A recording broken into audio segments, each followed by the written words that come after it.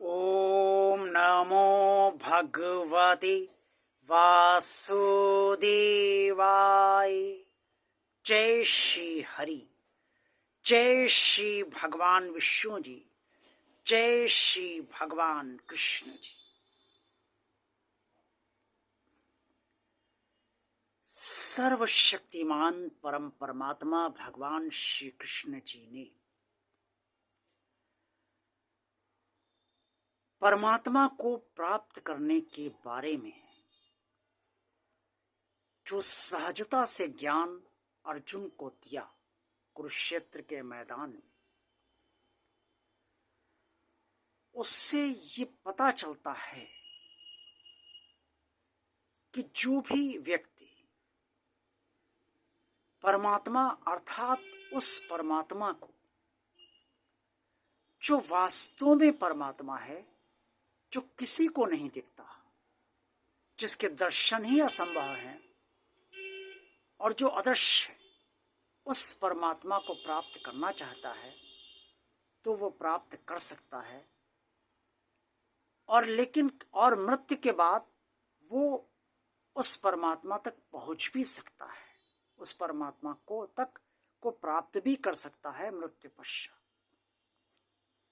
भगवान श्री कृष्ण जी ने अर्जुन से जो कहा वो श्रीमद् भगवद गीता के अध्याय 8 श्लोक 10 में स्पष्ट तौर पर वर्णित है। श्लोक 10 है, प्रयाण काले मनसाचलेन भक्तया युक्तो योग बलेन चैव भ्रवो मर्धे प्राण मावेश सम्यक सातम परम पुरुष मुपेति दिव्यम। अध्याय 8 श्लोक 10 का अर्थ ये है कि जो परमात्मा का भक्त, परमात्मा का अनन्य भक्त अंत काल में यानी कि मृत्यु काल में, मृत्यु से पहले अपने योग बल से भ्रकुटी के बीचों बीच प्राणों को स्थापित करके उस परमात्मा का स्मरण करता है जिससे वो जीवन भर जुड़ा रहता है, वो परमात्मा का स्मरण करता हुआ ही परमात्मा को प्राप्त कर लेता है मृत्यु के पश्चात। मृत्यु से पहले वो परमात्मा का चिंतन करता है, स्मरण करता है, और मृत्यु पश्चात वो परमात्मा को ही प्राप्त होता है। ये भगवान श्री कृष्ण जी ने स्पष्ट तौर पे अर्जुन से कहा है। परमात्मा एक है, जिसे कुछ लोग ईश्वर कहते हैं, कुछ लोग भगवान कहते हैं, कुछ लोग प्रभु कहते हैं। किसी भी शब्द को बोले, भगवान तो एक ही है। जो वास्तव में भगवान है वो अदृश्य है और उसके दर्शन किसी को नहीं होते। जब ओम ओंकार बना तो उसने साकार रूप धारण करा, लेकिन वही ओम जो हर मंत्रोच्चार के आगे सर्वप्रथम उच्चारित किया जाता है, वास्तव में अदृश्य परमात्मा का ही नाम है, जिसे कोई नहीं जानता है और वो स्वयं को जानता है। उसके दर्शन किसी को भी नहीं हो सकते, वो असंभव है दर्शन। श्लोक 8 में भगवान श्री कृष्ण जी ने स्पष्ट तौर पर इसी अध्याय या अर्थात अध्याय 8 के श्लोक 8 में भगवान श्री कृष्ण जी ने स्पष्ट तौर पर कहा है कि जो उस परमात्मा के भक्त होते हैं, यानी कि जो एक परमात्मा के भक्त होते हैं, जो जानते हैं, अपनी बुद्धि से जो समझ चुके हैं, अभ्यास योग से ये युक्त हो चुके हैं, और वे समझते हैं कि ईश्वर तो एक है, जो वास्तविक ईश्वर है उसकी तरफ ही वो अपना ध्यान लगाते हैं, उसकी ही आराधना वो करते हैं और उसका ही चिंतन करते हैं, मंथन करते हैं, उसी में ध्यान लगाते हैं, उसी में मन लगाते हैं। वो जीवन भर उसी परमात्मा से जुड़े रहते हैं और किसी अन्य तरफ अपने मन, बुद्धि, विचारों को, भाव को, भावनाओं को और हृदय को भटकने ही नहीं देते। वो उस परमात्मा के वास्तव में भक्त है। वो परमात्मा जो श्लोक 9 में अध्याय 8 के अंतर्गत बताया गया है, वो परमात्मा सूक्ष्म से भी अति सूक्ष्म है, सर्वज्ञ है, अनादि है, अचिंत्य है, अर्थात उसका चिंतन नहीं किया जा सकता, चिंतन से परे है। चिंतन कर तो हम सब लेते हैं, लेकिन वो संपूर्ण नहीं, क्योंकि संपूर्ण तो सिर्फ परमात्मा है, और जब हम सब अपूर्ण है तो संपूर्ण चिंतन कैसे कर पाएंगे, कैसे संपूर्ण परमात्मा को जान पाएंगे। अगर चिंतन नहीं कर लिया तो और चिंतन संपूर्ण हो गया तो परमात्मा, संपूर्ण परमात्मा को हम जान जाएंगे, लेकिन ऐसा असंभव है।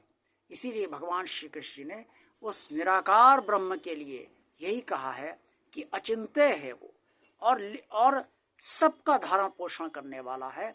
ऐसे भगवान को जानते हुए, समझते हुए, उसका स्मरण करते हुए, उसको पूरी तरीके से अनन्य भाव से भजते हुए, शुद्ध चित्त से भजते हुए, जो भक्त जीवन भर निराकार परमात्मा की स्तुति करता रहता है, भक्ति करता रहता है, अंत समय में वो उसी निराकार परमात्मा को अर्थात शुद्ध सच्चिदानंद घन को प्राप्त होता है।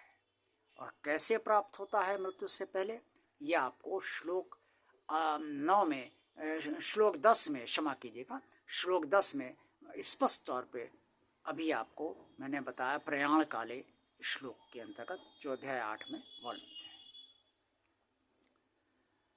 अब इसी परमात्मा के बारे में भगवान श्री कृष्ण जी ने ये भी कहा कि ये परमात्मा सबका है,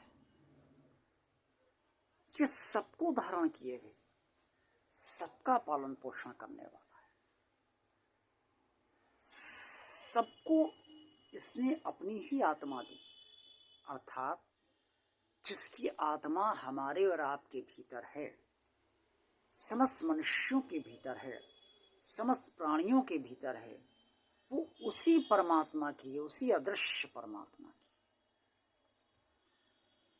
और ये परमात्मा जब दृश्य बनता है तो कभी भगवान कृष्ण के रूप में दिखता है, कभी श्री राम के रूप में दिखता है, तो कभी ये भगवान जगन्नाथ जी के रूप में, भगवान शिव के रूप में, या जिसमें आज जो भक्त जिस परमात्मा के स्वरूप की आराधना करता है, उसके दर्शन चाहता है और उसकी अनन्य भक्ति से प्रसन्न होकर वो परमात्मा उसी स्वरूप में उसको दर्शन देता है। लेकिन कौन देता है?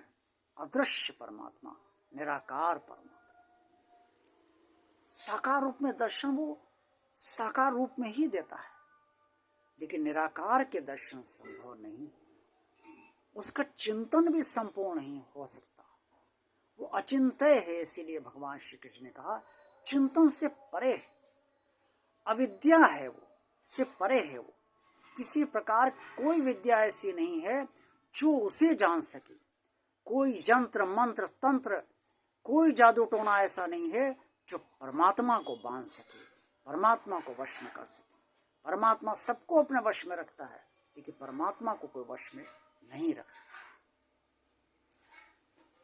ये सब कठिन तो बहुत है, लेकिन फिर भी भगवान श्री कृष्ण जी ने इसे समझाया, अर्जुन को बताया, और ये भी कहा कि अगर जो भी व्यक्ति ऐसा कर लेता है और ऐसा करने में वो सक्षम बन जाता है उस अदृश्य परमात्मा की कृपा से, तो वो उस अनादि और अनंत परमात्मा को सर्वदा के लिए मृत्यु पश्चात प्राप्त कर लेता है।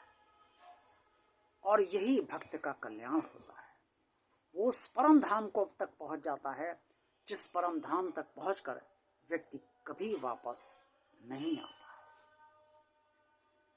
भगवान श्री कृष्ण जी ने श्रीमद् भगवद गीता में वो सारा ज्ञान दिया है जो मनुष्य के कल्याण के लिए है, और ये भी बताया है कर्म के बारे में, ध्यान के बारे में, और ज्ञान के बारे में, भक्ति के बारे में सब कुछ बताया, जिससे मनुष्य का जीवन चल सके और वह परमात्मा से भी जुड़ा।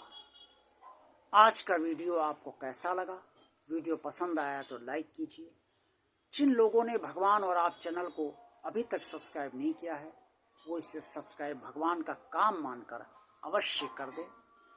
कमेंट्स बॉक्स में आप सबको जो कुछ भी कहना है वो अवश्य कहिए, और भगवान और आप चैनल ज़्यादा से ज़्यादा लोगों को शेयर कीजिए, ताकि सभी भक्तगण आप सब की तरह लाभान्वित हो सके। वीडियो पूरा देखिए। श्रीमद् भगवद गीता के जितने भी वीडियो बने हैं अभी तक, आज का वीडियो सहित, वो सब देखिए। आगे भी जो बनते रहेंगे पूरा वीडियो देखिए, तभी आप भगवान की कृपा को वास्तव में महसूस कर पाएंगे। क्योंकि जो भगवान श्री कृष्ण जी मुझसे बुलवाते हैं वही मैं आपके समक्ष बोल पाता हूँ।